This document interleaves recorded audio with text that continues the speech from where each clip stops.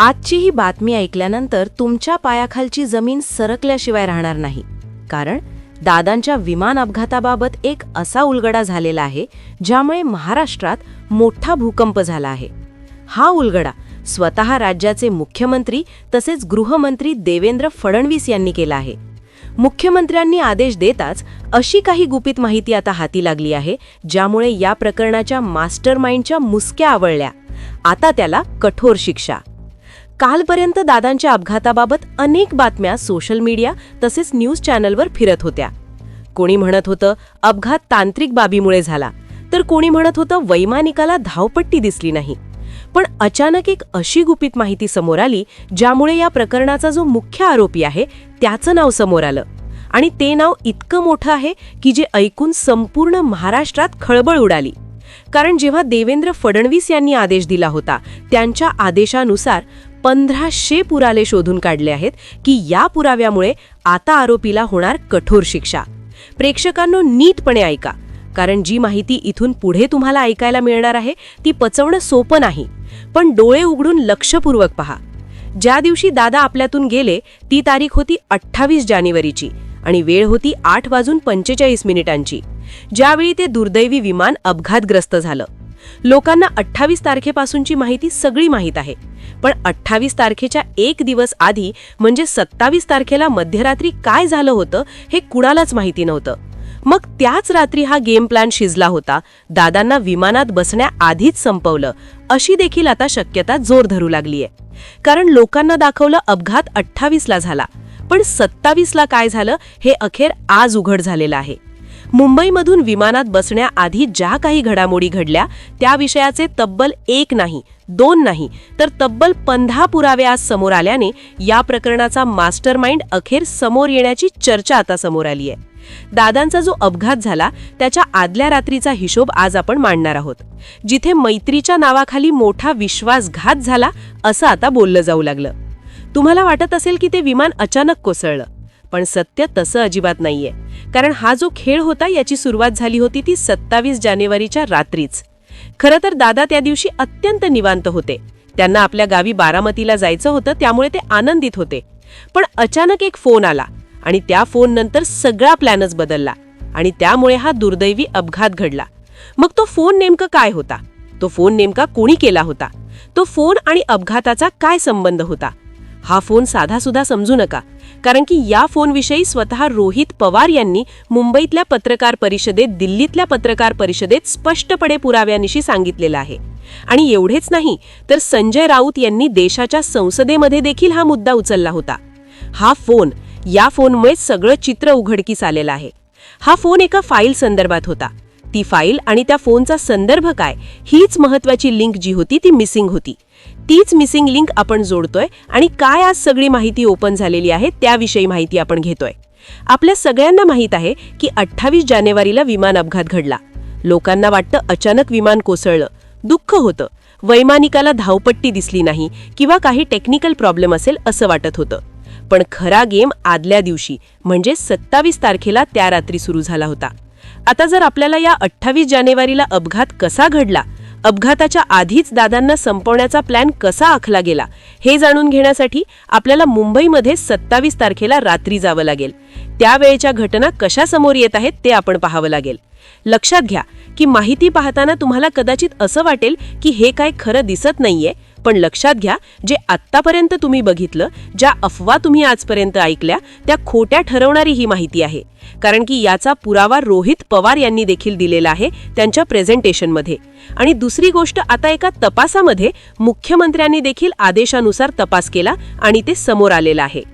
तारीख होती 27 जानेवारी म्हणजे अपघात होण्याच्या एक दिवस आधी. तो दिवस सर्वसामान्यच होता. दादांच्या मुंबईतील निवासस्थानी कार्यकर्त्यांची नेहमी गर्दी असायची.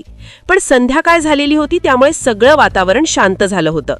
त्या दिवशी दादांनी सगळ्या फाईल अगदी वेळेत कंप्लीट केल्या होत्या असं त्यांच्या विश्वासू सहकाऱ्यांनी देखील सांगितलं होतं. आता दादांना बारामतीला यायचं होतं आणि ते कारने येणार होते. ते नेहमी त्यांच्या 4 चाकी गाडीने येणं पसंत करायचे. त्यांचा ताफा तयार होता, गाडी सज्ज होती. पण अचानक एक धक्कादायक घटना घडली आणि इथूनच खरी या अपघाताची पहिली वीट रोवली गेली. दादांना एक फोन आला. फोनवर एक निरोप आला. तो निरोप साध्या सुध्या माणसाचा नव्हता, तर तो निरोप अत्यंत मोठ्या व्यक्तीचा, एका वजनदार नेत्याचा होता. हे आम्ही नाही तर स्वतः रोहित पवार म्हटले होते. पण आता रोहित पवारांकडे लोकांनी दुर्लक्ष केलं. पण जेव्हा तपासामध्ये समोर आले, जे 15 पुरावे समोर आले, त्याने काय समोर आले ते आपण माहिती घेतोय. खरं तर त्यांना सांगितलं होतं की तुम्हाला एका फाईलवर सही करायची आहे. एक महत्वाची फाईल केंद्राकडून आली आहे. तुमची सही त्याच्यावर आत्ताच आवश्यक आहे. पण खरंच ती फाईल होती का फक्त त्यांना तिथे थांबवायचं होतं? मग त्यांना थांबवून असं काय होणार होतं? कारण की अपघात तर दुसऱ्या दिवशी झाला. लोकांना कदाचित या गोष्टीकडे एवढं स्वारस्य वाटणार नाही, पण त्यांना जो फोन करून थांबवण्यात आलं, तिथेच खरं तर सगळा गेम सुरू झाला होता. कारण त्या रात्री जर तो फोन आला नसता, तो निरोप आला नसता, तर आज महाराष्ट्राचा वाघ जिवंत असता. पण विधिमंडळाच्या पायऱ्या झिजवणारा, लोकांच्या मनात घर करणाऱ्या नेत्याला देखील हा डाव ओळखता आला नाही आणि तिथेच सगळा गेम फिरला. त्या रात्री फक्त फोन आला नाही, तर दुसरी जी घटना होती ती विमानतळावर घडत होती. विमानतळावर जेव्हा त्यांचं विमान तिथे येऊन लँड झालं होतं, एकतर ते विमान गुजरातमधून आल्याची माहिती राऊत यांनी दिली होती. पण त्या विमानाच्या बाबतीत देखील 3 गोष्टी रात्री घडल्या होत्या. आता खरं तर हा लागलेला दुसरा पुरावा होता, सगळ्यात प्रबळ पुरावा, जो विमानाच्या संदर्भात होता. मग विमानतळावर नक्की काय शिजलं त्या रात्री? कसा मोठा पुरावा, जो म्हणजे दादांच्या विमानाचे पायलट अचानक बदलले गेले. नेहमी दादांना घेऊन जाणारे ते जुने आणि निष्णात विमान चालक त्या दिवशी कुठे गायब होते, आणि त्यांच्या जागी ज्यांना त्या मार्गाची कल्पना नाही, अशा नवीन आणि कमी अनुभव असलेल्या वैमानिकांना कोणाच्या सूचनेवरून कामावर आणलं गेलं? याचा जाब आता जनता विचारत आहे. विमान क्षेत्रातील तज्ज्ञांनी आणि खुद्द तपास पथकाने आता दावा केला आहे की हा बदल त्या बड्या नावाच्या थेट आदेशाने झाला होता. कारण जुने चालक कदाचित विमानात केलेली तांत्रिक गडबड ओळखू शकले असते, म्हणून त्यांना जाणीवपूर्वक दूर ठेवलं गेलं आणि आपल्या मर्जीतील व्यक्तींना तिथे बसवलं गेलं. हे शक्तिशाली नेते देशाचे माजी नागरी विमान वाहतूक मंत्री राहिले आहेत. त्यामुळे विमानतळ यंत्रणेवर आणि तिथल्या प्रशासनावर त्यांचा किती मोठा प्रभाव असतो हे वेगळं सांगायला नको. याच अधिकाराचा वापर करून त्यांनी त्या दिवशी विमानतळावरचा तो खेळ खेळला असावा, असा दाट संशय आता पुराव्यानिशी व्यक्त होत आहे. देवेंद्र फडणवीस यांच्या आदेशानुसार तपास यंत्रणेने जेव्हा या प्रकरणाच्या मुळाशी जाऊन तपास केला, तेव्हा त्यांना असे 15 पुरावे सापडले आहेत, ज्यात त्या दिवशीचे ऑडिओ रेकॉर्डिंग आणि विमानतळावरील CCTV कॅमेऱ्यांची केलेली छेडछाड यांचा समावेश आहे.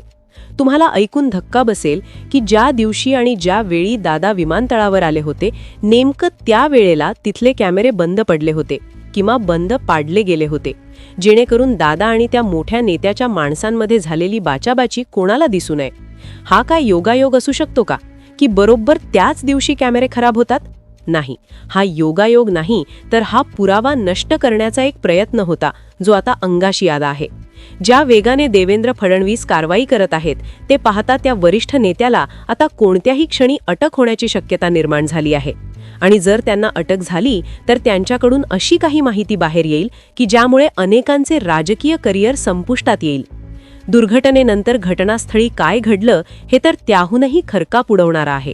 कारण पोलीस आणि प्रशासन पोहोचण्याआधीच तिथे काही संशयास्पद वाहने पोहोचली होती आणि त्यांनी विमानाचे काही अवशेष आणि दादांची ती महत्वाची काळी बॅग तिथून गायब केली, अशी माहिती आता समोर येत आहे.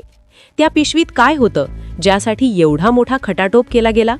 असं म्हटलं जातं की त्या पिशवीत पक्षाच्या आर्थिक व्यवहारांचा हिशोब आणि काही नेत्यांची कच्ची माहिती होती, जी उघड झाली असती तर त्या वजनदार नेत्यासारख्या व्यक्तींना तोंड दाखवायला जागा उरली नसती.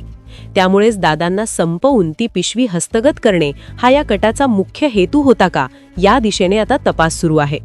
लोकांच्या मनात संताप आहे आणि प्रश्न विचारला जातोय की ज्या मोठ्या नावावर दादांनी आंधळा विश्वास ठेवला, त्यांनीच त्यांच्या पाठीत खंजीर का खुपसला?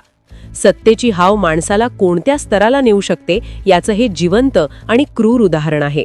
आज देवेंद्र फडणवीस यांच्या भूमिकेकडे सर्वांचं लक्ष लागलं आहे, कारण त्यांनी ठरवलं आहे की मैत्री वेगळी आणि कायदा वेगळा. दादांच्या मृत्यूचा तपास हा फक्त अपघात म्हणून होणार नाही, तर तो एक कट म्हणून होईल आणि त्याचे धागेदोरे जिथे जिथे जातील तिथे तिथे कारवाई होईल. मग समोर कितीही मोठा राजकारणी असो, त्या बड्या नेत्याच्या गोटात आता स्मशान शांतता पसरली आहे, कारण त्यांना कळून चुकलं आहे की कायद्याचे हात आता त्यांच्या गळ्यापर्यंत पोहोचले आहेत. या 15 पुराव्यांमध्ये अजून एक मोठी माहिती अशी आहे की दादांच्या विमानातील इंजिनमध्ये काही विशिष्ट ठिकाणी फेरफार केल्याचे तांत्रिक अहवालात दिसले आहे, जे सामान्य माणसाला समजणं शक्य नाही, पण ज्याला विमानाची इत्यंभूत माहिती आहे असाच माणूस हे करू शकतो. आणि इथे पुन्हा एकदा संशयाची सुई त्या माजी मंत्र्यांकडे वळते. त्यांनी आपल्या मंत्रिपदाच्या काळात जे ज्ञान मिळवलं त्याचा वापर देशाच्या हितासाठी करण्याऐवजी आपल्याच मित्राचा काटा काढण्यासाठी केला का, हा प्रश्न आता प्रत्येकाला पडला आहे.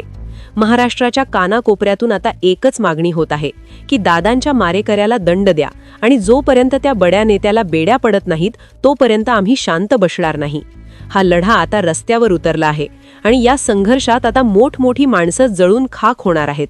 हे 15 पुरावे सादर केले जातील आणि त्यानंतर जे घडेल ते पाहण्यासाठी संपूर्ण देश प्रतीक्षा करत आहे. दादा गेले, पण जाताना त्यांनी आपल्या रक्ताने एक इतिहास लिहिला आहे. 15 पुराव्यांची ही साखळी आता इतकी भक्कम झाली आहे की त्या मोठ्या नावाच्या नेत्याला त्यातून सुटणं अशक्य आहे. त्यांचे वकिलांची फौज आता सक्रिय झाली आहे, पण सत्यापुढे कोणाचेही काही चालत नाही. विशेष म्हणजे या चौकशीत आता विदेशी तपास संस्थांची मदत घेण्याची तयारी सुद्धा सुरू झाली आहे, कारण विमानातील तांत्रिक बिघाडाचे विश्लेषण करण्यासाठी इंटरनॅशनल एक्सपर्ट्सची गरज भासणार आहे. आणि जर त्यांनी रिपोर्ट दिला की हा दोष नैसर्गिक नव्हता तर तो आंतरराष्ट्रीय स्तरावरचा गुन्हा ठरेल. आणखी एका गोष्टीकडे तुमचे लक्ष वेधून घ्यायचे आहे, ते म्हणजे अजितदादांच्या कुटुंबाची प्रतिक्रिया. अपघात झाल्यानंतर पवार घराणे जे बोलले किंवा जे बोलले नाहीत त्यातून खूप काही गर्भित अर्थ निघतो. सुप्रिया सुळे आणि रोहित पवार यांनी ज्या प्रकारे शांतता राखली आहे आणि ज्या प्रकारे त्यांनी सूचक विधाने केली आहेत, यावरून हे स्पष्ट होते की त्यांनाही आता उमजले आहे की हा केवळ अपघात नाही, घरातल्याच माणसाने घात केला या म्हणीचा अनुभव आता प्रत्येकाला येत आहे. ते बडे नेते आणि अजितदादा यांचे संबंध वरवर कितीही चांगले दिसत असले तरी आतून सत्तेची स्पर्धा टोकाला गेली होती. आगामी निवडणुकीत मुख्यमंत्री पदाचा चेहरा कोण असणार यावरून पक्षात 2 गट पडले होते आणि दादांचे पारडे जड होत चालले होते. हीच गोष्ट त्या नेत्याला खटकत होती. त्यांना वाटले की जर दादांना बाजूला केले तर पक्षाची सूत्रे आपल्या हातात येतील आणि आपण सत्तेचे मुख्य केंद्र होऊ. पण त्यांना हे माहीत नव्हते की दादांचा अंत हा त्यांच्याच राजकीय विनाशाची सुरुवात ठरेल. आज ते मोठे नेते पूर्णपणे एकाकी पडले आहेत. तर मित्रांनो, आत्तापर्यंत आपण या प्रकरणातील विविध दावे, समोर आलेले तांत्रिक पैलू आणि तपासाबाबत सुरू असलेल्या चर्चांची सविस्तर माहिती घेतली. परंतु शेवटी एक अत्यंत महत्त्वाची गोष्ट आपण सर्वांनी समजून घेतली पाहिजे. ही सर्व माहिती सध्या सोशल मीडिया, विविध राजकीय सूत्रांकडून मिळणारे संकेत आणि माणसात सुरू असलेल्या चर्चांवर आधारित आहे.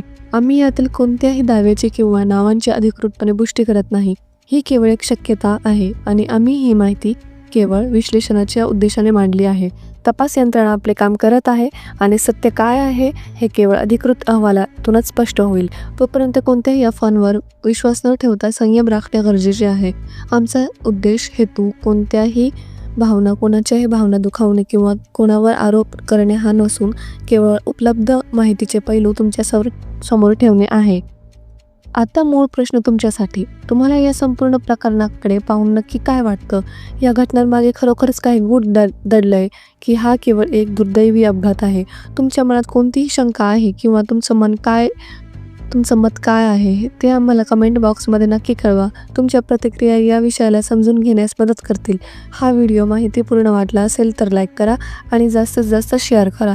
राजकारणातील अशा सखोल घडामोडी पाहण्यासाठी आपल्या चॅनलला आजच सबस्क्राईब करा. धन्यवाद.